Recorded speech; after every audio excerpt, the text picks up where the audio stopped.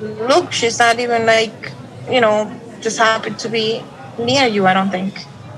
She's literally disgusted by you. She's not there for the right reasons. All right.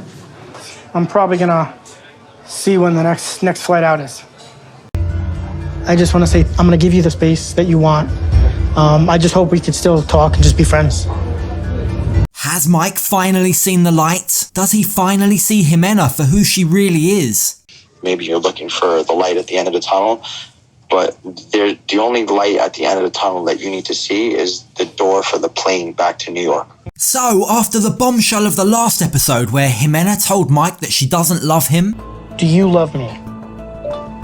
No, no te amo. We join them again in this episode as Ximena clarifies what she means. Only problem is, her explanation just leaves Mike even more confused.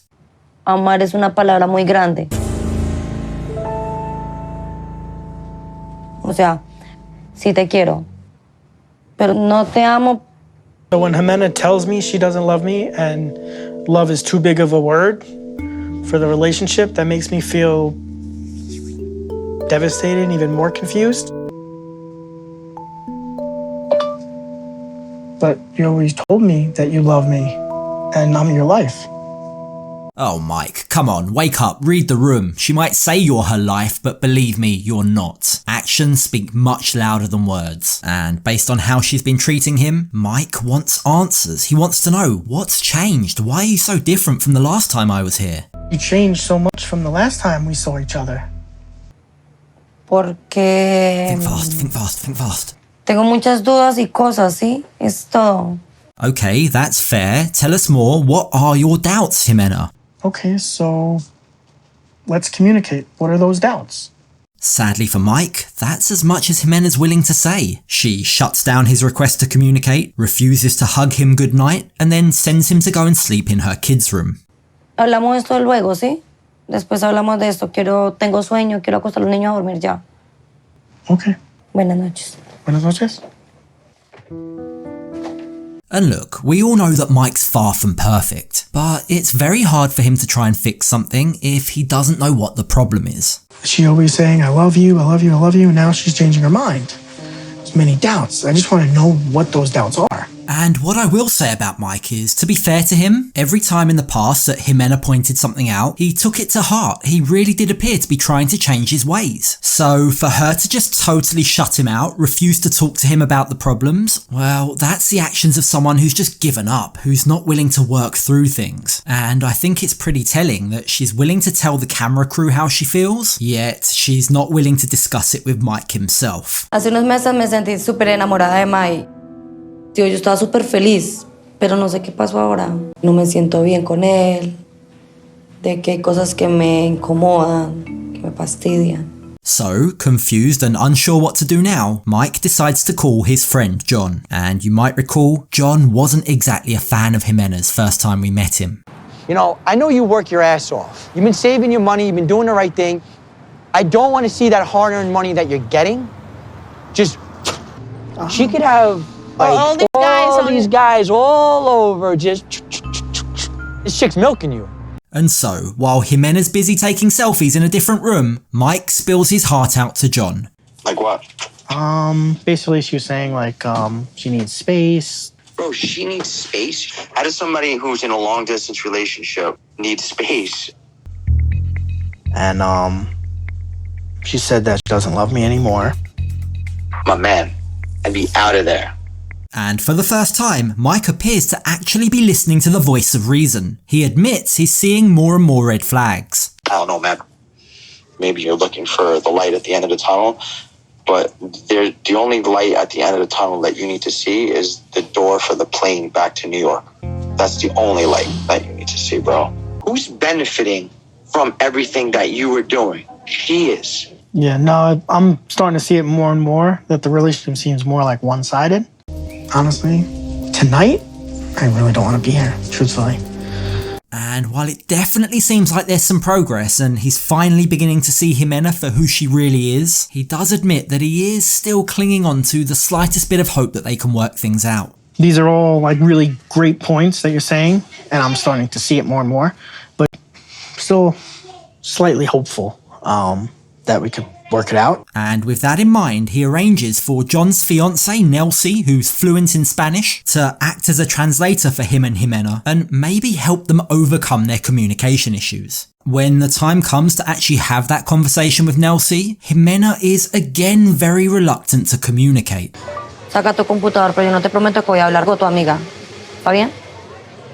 The reason she gives for not wanting to talk to Nelsie is full of contradictions. I mean, she didn't have any issues with sharing her problems with other people in the past, but now all of a sudden, she's uncomfortable with it.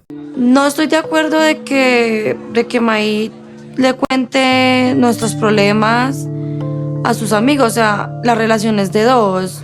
Yeah, I would have had more sympathy for that argument if she hadn't already shared intimate details about Mike with all of her family. Now, when the call with Nelsie begins, an extremely uncomfortable looking Ximena initially refuses to even say hello. She just kind of doesn't want to talk. Why she doesn't want to say hi now? I don't know. But then something changes, and with a bit of digging, Nelsie begins to find out how she really feels. Pero entonces, yo soy sincera. Para mí amar es una palabra muy grande. Y si no lo siento, ¿cómo lo decir te amo? Necesito tiempo. Y él no me entiende. And again, her story just doesn't add up. Like, if you needed time, then why did you accept his hand in marriage? Why did you tell him previously that you loved him? So Nelsie asks her, what's changed? And Ximena reveals, well, everything changed when I actually got to know him. Es como lo que él actúa, como él es.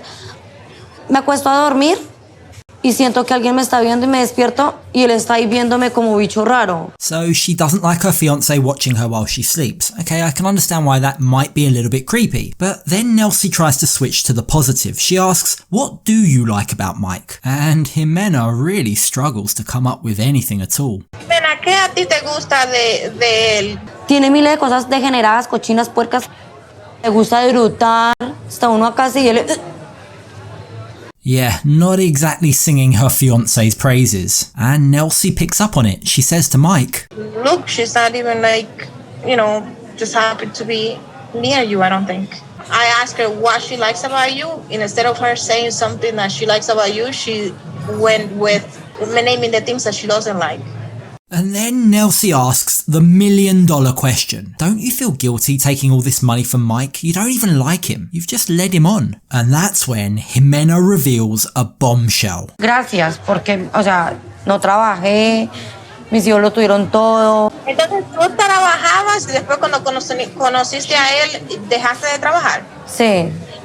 All this time, Mike's been telling everyone he only paid half her rent. You still sending her money? Or any kind of money for anything? I'm helping her with half rent. And only bought her a few things like a fridge or a washing machine. What else have you paid besides rent?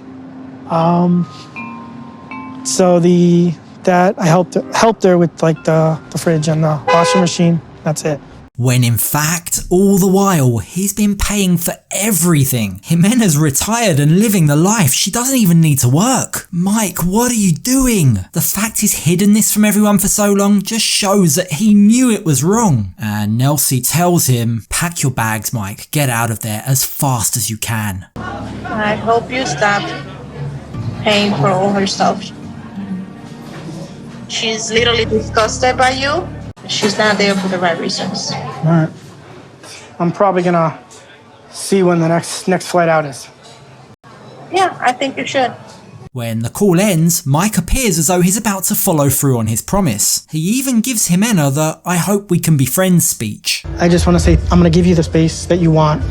I just hope we could still talk and just be friends. But don't forget, Ximena has a loan shark to pay off. And in that moment, it's as if she suddenly realizes, oh crap, if I let this guy go, how am I going to pay off my debt? So she asks Mike, ¿Tú me estás terminando? and that's where the episode ends. Something tells me she's not going to let him get away that easily. What do you think? Let's continue the conversation down in the comments below. And hey, if you enjoyed this video, you might also want to check out some of the other videos that are on screen now. Thanks for watching. I'll catch you on the next video.